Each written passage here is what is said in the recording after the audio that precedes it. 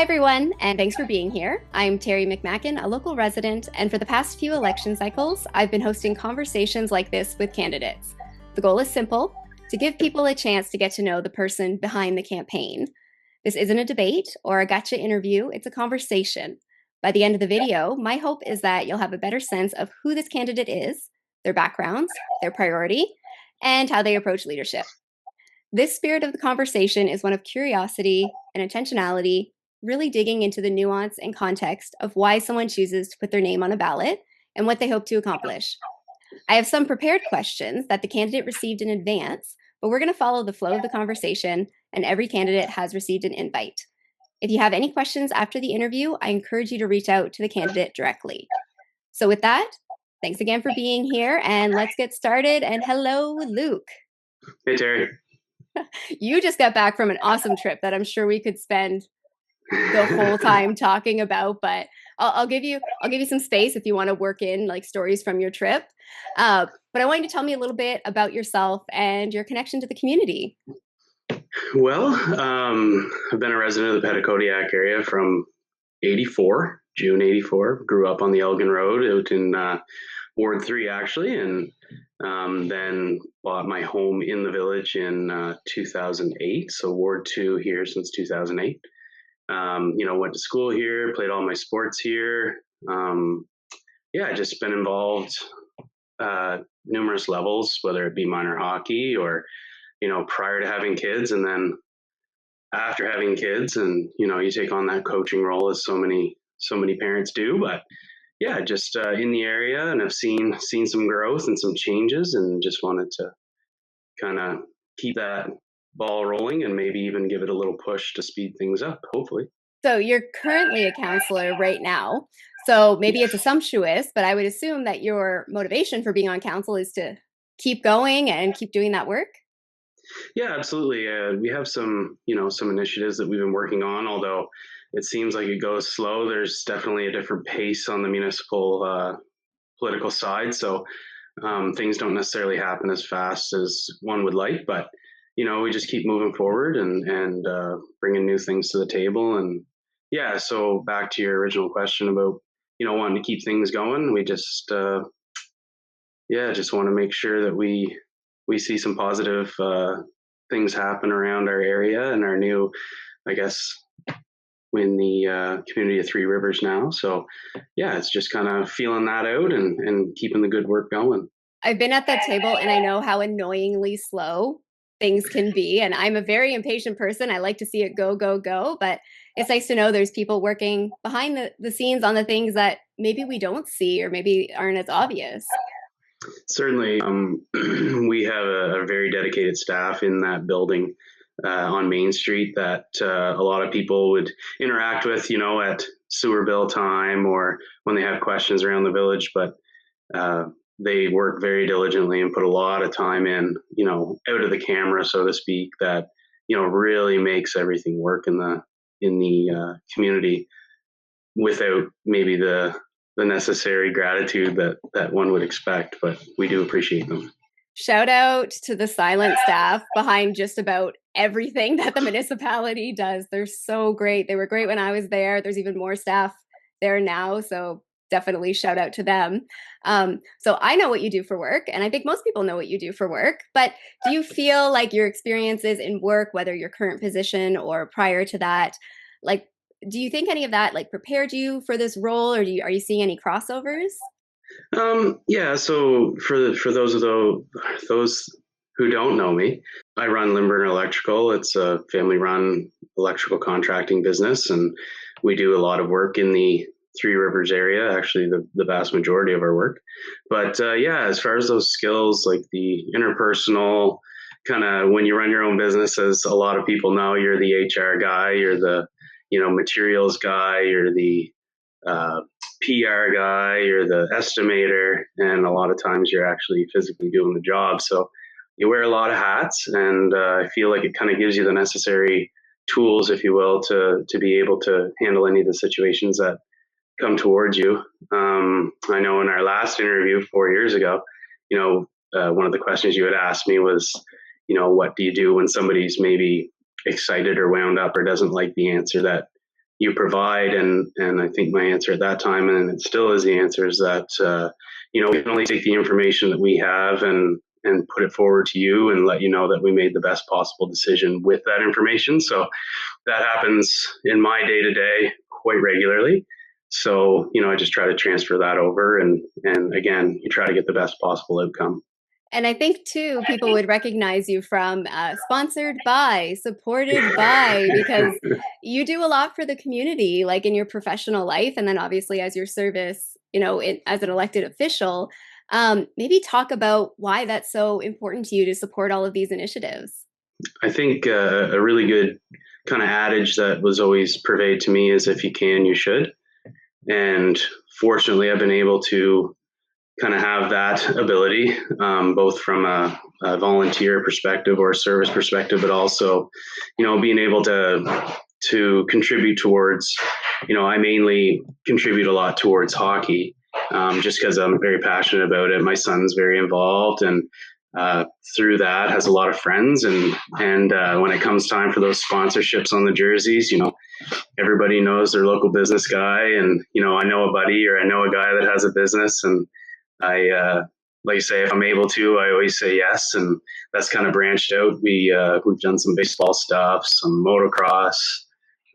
It's WCAF is we contribute to that pretty regular, but my wife's on the board, so sometimes it's all good stuff, but I'm told rather than asked, and that's great too because it is a great thing. That's awesome, and it's kind of like a put your money where your mouth is. Like you Yeah, believe in certainly. these things, you think they're important, you want to keep seeing them in your community, so you're doing your part. And yeah, sure, financially with sponsorships, but you volunteer a lot too. I mean, you were a great MC at the Millennial Trivia Night, and I hope that's happening again because I had a ball. Yeah, we had a really good time with that one, and fortunately or unfortunately, depending on your opinion, but I was asked to help out with that by a great group of grads. My son's in grade 11, so he's not quite there, but they asked if I would mind, and I gladly helped out. And since then, I've actually had a couple of the parents of kids that graduate say they'd love to be involved with it next year. So it's kind of a give and take or a return thing, and it worked out really well. I had a blast. I really enjoyed it. I say we were fifth place, but I'm going to say that we were actually fourth place because the team who won first, they were so above everyone else. So I'm cutting them off as like this outlier. And I'm like, we were fourth place. That was a professional trivia team. Yeah, they're, I think they travel around, Terry. Yeah, hit all the big ones. That's okay. It was fun. It was for charity. That's fantastic. So let's move into the role of a municipal councillor, which you have been serving, for the last couple of years. But what do you feel is the most important responsibility of a municipal councillor? I think really, you just want to hear what's going on around in the community. Listen to people if they have concerns, and with those concerns, of course, take it to the table. And if it's something that we need to address, we form a plan and try to make again the best possible decision with the information we're given. In this position, we are elected by the constituents, the people that live in our wards or in our community. And, the reason you do get involved is for the change, but you want to give all your ideas or all the ideas out there a good listen, and not just have one person say yes or no. So it's important to listen and be available, and I've been pretty fortunate to have a lot of positive feedback, but also when there are some negative things, you kind of get down and do the work and get to the bottom of it, make a positive change. So yeah, it's just very, very important that when the people kind of take it upon or put it upon you or elect you to do the best you can to hear them. Listening is definitely a common theme across the board. Like, you're the person that is closest to these people, right? Because we have our three different levels of government, but our MLA doesn't live here. They're not here all the time. Neither is our MP. So even though they might come to you with something that isn't part of your responsibility, it kind of still is your responsibility to listen. So Maybe you can talk a little bit about how you navigate those situations when someone's coming to you with an issue or a complaint or an idea that actually isn't something that's within your scope to do, but how do you direct them or how do you deal with them in that? I think you obviously first steps is acknowledge what they're looking to accomplish and maybe kind of give them a bit of a rundown of what your abilities are or what kind of constraints you're under. Or I know a really common one that we deal with a lot is roads. We're fortunate within Ward 2 that we do have a roads crew and we do manage all of our roadways, but we also have provincial routes that it's a cost sharing with the provincial government to maintain them. So the provincial government also has plans for those roads. And if it doesn't fit the timeline, then we kind of have to manage the fallout of it. But no, when people do get in touch or reach out, we're able to kind of point them in the right direction of the proper people to contact. A lot of times DTI or even your MLA. I haven't quite seen it maybe go to MP status, but it is, trust me when I say this, that I kind of feel the pain of some of the issues that I don't have control over, because really and truly it is frustrating because, again, with municipal politics, you're right there, like you had said, and the provincial level kind of feels maybe a little out of reach, but it's a matter of time and patience, as you had said before. It's just things don't necessarily happen as fast as you want them to, but you give everybody the best tools you can and hope that they have a good outcome or a positive experience at the end, but it does take time. Yeah, it's easy for other levels of government to ignore requests when you can't bump into them at Foodland or in the park or even like hire them for a job, right? Like you're very accessible. Like people know where to find you, they can find you, you're approachable. I really like that you use the word acknowledge. So when someone's coming to you, you acknowledge their issue or their complaint as valid, and that's a big part of listening, right? That's Yeah, something oh that's yeah, important to certainly. you. Yeah, certainly. It's important to be heard. You don't ever want to make it like a false hearing. Like you genuinely want things to progress and to supply an answer. And albeit time here and there may not be the answer they want to hear, but you do get them an answer, which is, obviously kind of the cap for the listening. But Let's go in then to what you feel the top three ish issues are facing the community right now. so in the community, we do have a bit of aging infrastructure. I've been fortunate to be involved with the maintenance department over the last 3 or 4 years, and sewer stuff. We've been working away at that, trying to upgrade things as they also being reactive to the ones that do happen, and then also try to be proactive, looking down the line. And we work with a number of contractors, with cameras and stuff, just to see where our problem points would be. And we've made some upgrades, and unfortunately, you can't quantify all the problems you solve or avoid, but we feel like things go very well now. There's always the recreational facilities. We're dealing with an arena that is kind of running on borrowed time. It needs a new ice plant, and our swimming pool is 51 years old, I believe. So it's just a matter of maybe taking that extra little bit to maintain it, or to ensure that it's going to last a little bit longer, but also look into grants and options out there to be able to upgrade or replace it. I know right now there's currently a study being done with the arena, and we're trying to get multiple levels of government involved with that. So, it is really good work, and it's been spearheaded, mostly by Councillor Murphy, but he definitely relays that information to us, and he does a wonderful job. And we're certainly behind him with any input or whatever we can do to help him out with that. But yeah, so it's a lot of infrastructure.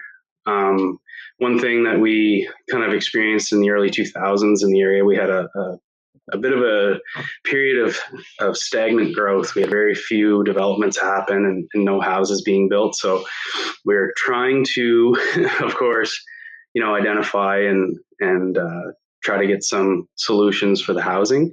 That's no mystery. That's happening all across Canada, but we're trying to be innovative and come up with maybe some creative ways to incentivize, people moving to our community and people investing in the community. So we do pursue that. We passed a program for multi-unit housing, which I feel was a great addition to kind of our catalog, and we're kind of exploring doing some other stuff. Of course, with the municipal election here, it kind of goes on hold, but we hope no matter what, that post-election, that whoever's in those seats, that they can continue that work, because it's, it provides more housing and more people, which means more dollars to make our services that much better. So definitely infrastructure, growth, and then, overall just making our community a better place. We do a lot of work around, with Maple Street Park, the trail system is in Elgin,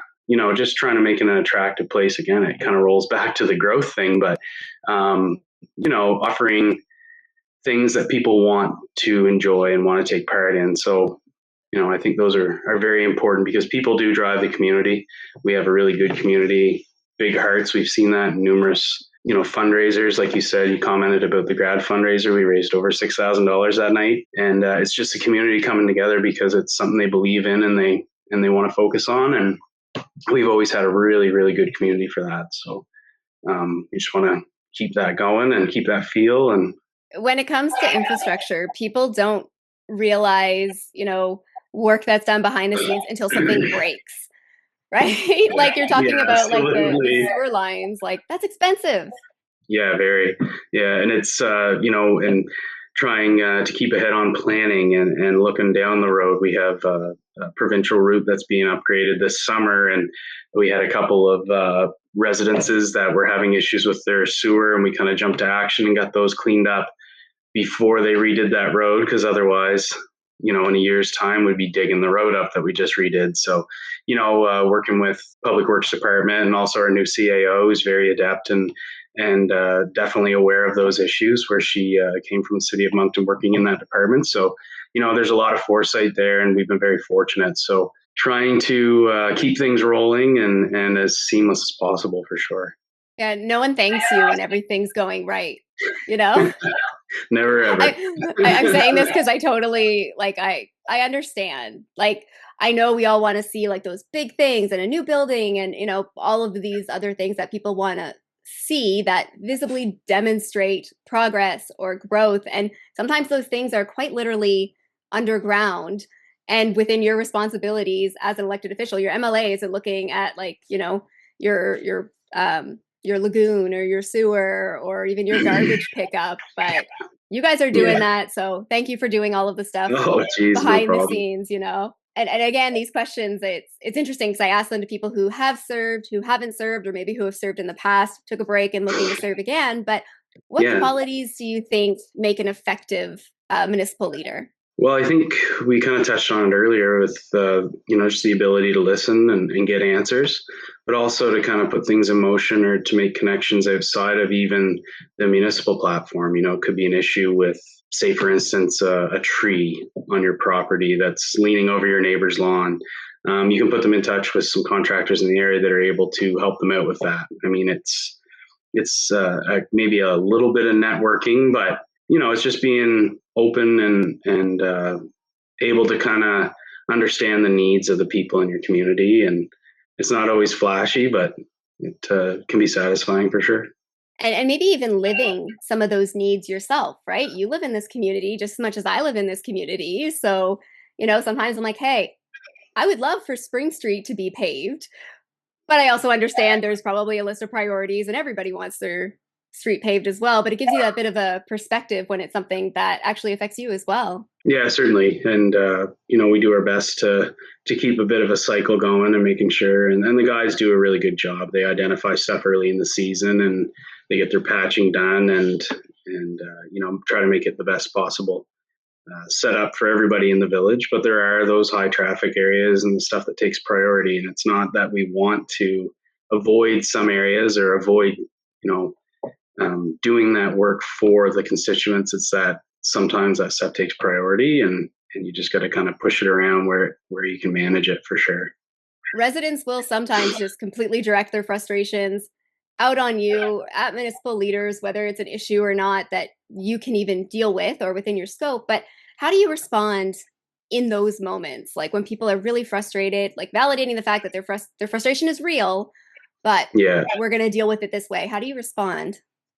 Well, again, back to the information. A lot of people, and it always comes up, it's roadways.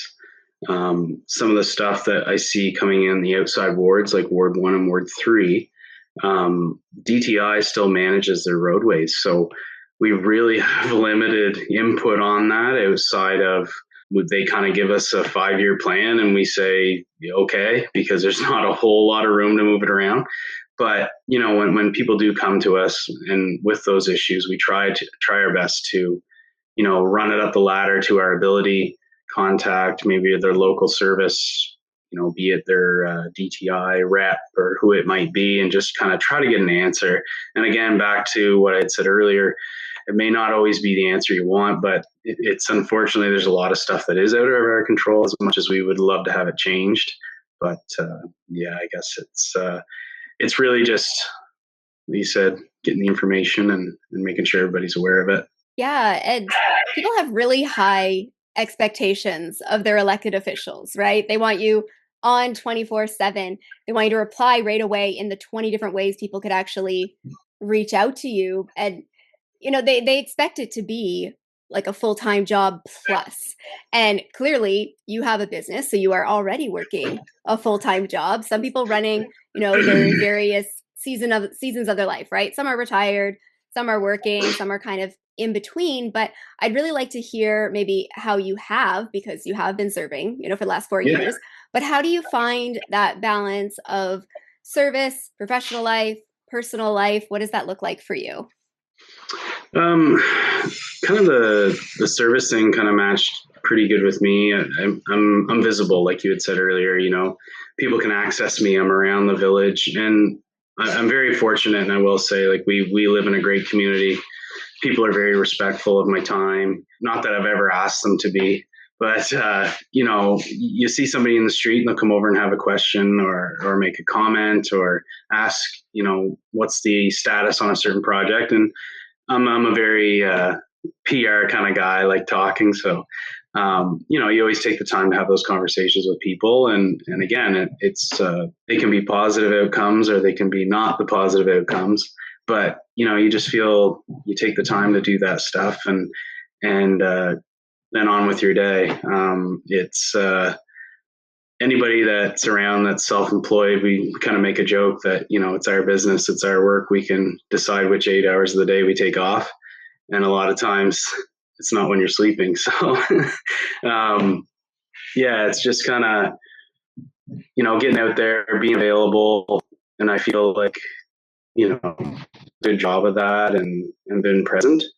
And then, outside of that, you just commit to your meetings and make sure you read all your stuff ahead and be prepared. So it's sometimes hectic, but it's overall been very rewarding. So I don't necessarily look at it as a job per se, but it does come with challenges. But it's overall, I've been certainly more rewarded than I have the opposite. So.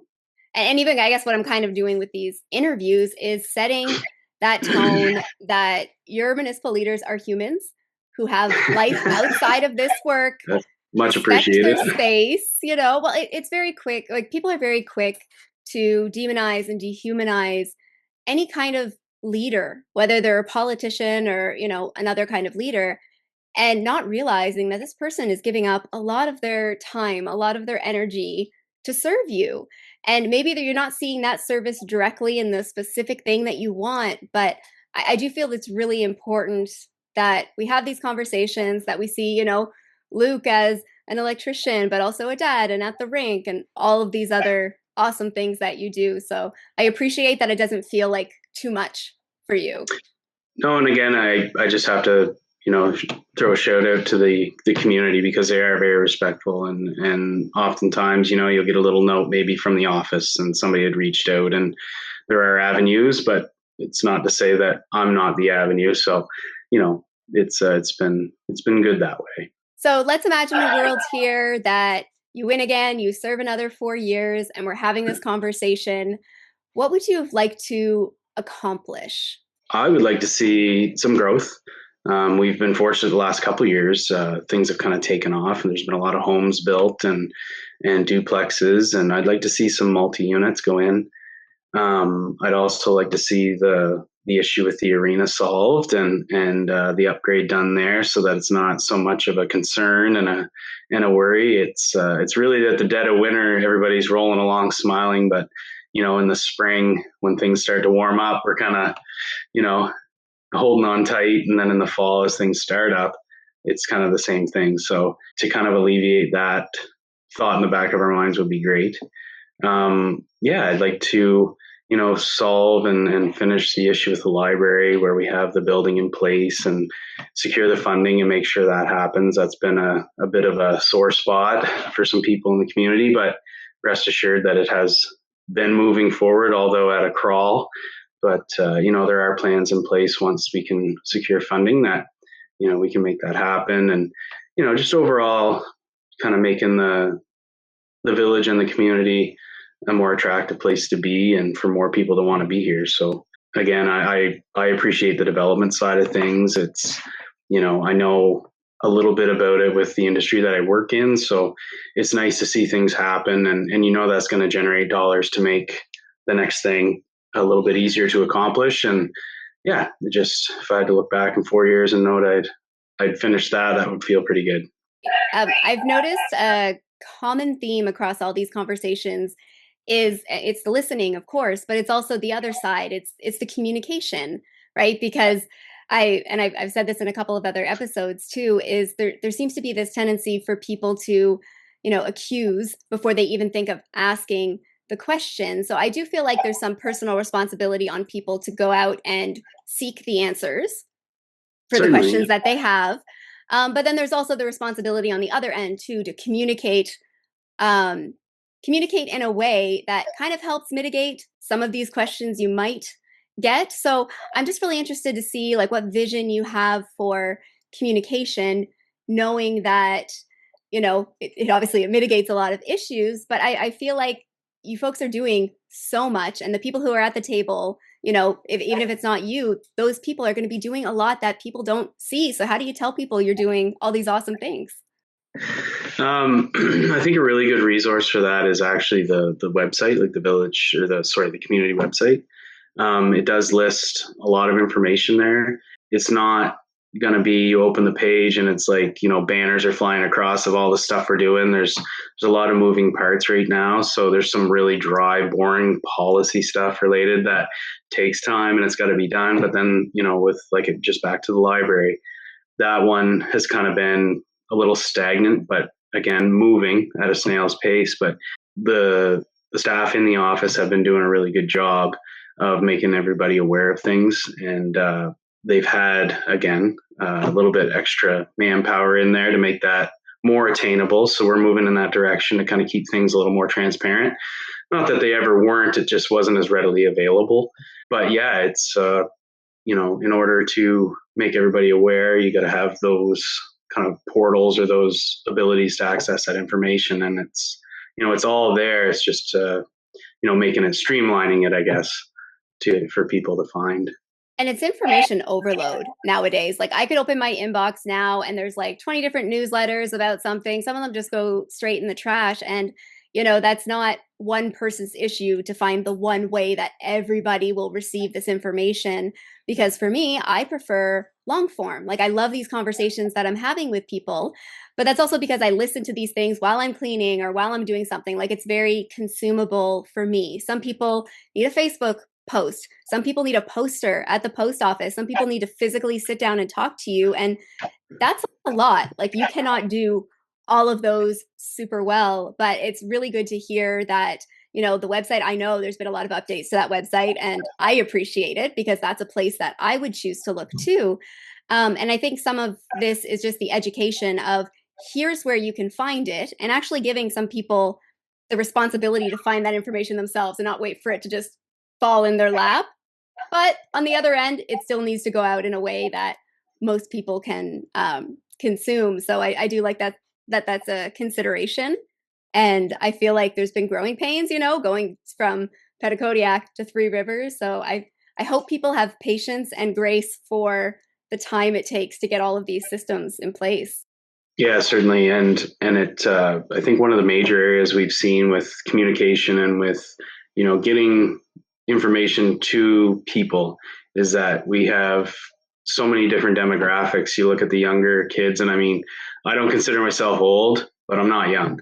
But young people, they consume information so much differently than my parents or even my grandparents. And some people, like you said, they just need all those different mediums, and it's tough to get the proper medium to the proper person without maybe some duality. But yeah, that's been definitely one of our Achilles heels in the past, is being able to get that proper medium with that information to the people that are looking for it. So we do tend to be a web-based center, but some people don't do that, and it's people that like to have the sign on the bulletin board at Foodland, and going into the needs, and they see a sign hanging there, and they just maybe don't even have a smartphone. But we assume because we're in that world that everybody else is, and we try to address it, and we do. I feel like our staff again does a really good job of it, but it's definitely one of our challenges, certainly. I used my credit card on my phone for the first time ever, like a couple of days ago, and I felt 10 years younger. It was wild. I was like, kids these days are like paying for things on their phone and with their watch. And I felt like one of those people that say, like, kids these days not carrying cards on them. And I'm like, oh, there it is. I think I just aged myself. But Yeah, anyways, it's kind of liberating not having to carry your wallet around. I still do, but I was so grateful I had it with me because I didn't have my wallet at all. So I was like, oh no, Yeah, but I had my credit card on my phone. So things yeah, change. Things are changing really, really fast. So you can't fault anyone for not being able to keep up with everything. But I'm encouraged that the fact that everyone I've talked to have mentioned communications and how we can make it better. So whatever happens yeah. after May 11th, I know the people at the table are going to be doing something. So that's pretty Yeah, they're exciting. aware of it for sure. Yeah. Kind of in that, communications topic, like what role do you feel like municipal leaders play in demonstrating how we communicate and how we treat how we treat each other? Because it's pretty obvious, at least to me, that there's still a lot of tensions. There's a lot of polarizations. People are getting like untrusting of their neighbors, and I feel like a lot of that is because we're just not talking to each other, or maybe we don't have really good demonstrations of what it looks like to treat people, with respect and engage them with curiosity. But what role do you feel like you would play as a municipal leader to kind of demonstrate that? And I've said it numerous times, being available, being out in the public, being at various events around the community, not necessarily to be seen, but more to hear. We do with the kind of the internet era, you don't have the social gatherings as much as they used to be, the socials or the dance nights or, stuff like that. So it's almost harder now in the information age to kind of get that sense of community. So it's just kind of being out there. And I had somebody comment about, how I'm always at everything. And I don't for a second think I'd reach half of what I could, but you get out and you just want to see how things are working and how things go. And when time allows, you try to be present and get out to some really great events around the village. And it's, by doing so, you just kind of, you want everybody else to enjoy it and take part, and you hope that they do. But the only thing that I can do in that respect, I guess, is do it myself. So Bringing people together is so important, and it, you can really see that there are lots of opportunities in the community for people to connect, whether that's like your Legion breakfasts, that's your trivia night, that's your KD Wednesdays at the church. Like there always seems to be something going on, and these opportunities obviously for people to get together and meet face to face. So I feel like it's really important, and clearly you do if you're at all of the things that you're at. So I think it's a really good example that you're giving. Um, Thank Now, you. this one you might actually have some experience with, like being a sitting counselor, but sometimes things come across your desk, it's complicated or it's dry or it's complex, but somebody's asking you about it. Like, how do you communicate these things to the average person who doesn't live and breathe it or have all of that information in front of them? To be fair, some of those things are a good part of those things. I am the average person that doesn't have a lot of a lot of experience with, so I am too in those situations learning. But it's asking the right questions, or when you do ask an oddball question, that you take the time to again feel heard, but you let them know that try to get them back on track and into an order where kind of the information's relevant, I guess. Fortunately, in those situations, or in this situation by chance, I haven't had to deal a lot with it. We do deal with some dry stuff, some policy, and it's all wording, and it's not to say it's common sense stuff, but it is a lot of very common things that you have to say that people just kind of roll their eyes and like, well, yeah, I know that, but it's getting it out there and making sure that it's there because there could be that one person that said I didn't know that, and yeah, it's just kind of just being present, listening, and conveying the information that we can, and yeah, it's sometimes, like you say, it's not the most illustrious part of it, but again, you got to do it.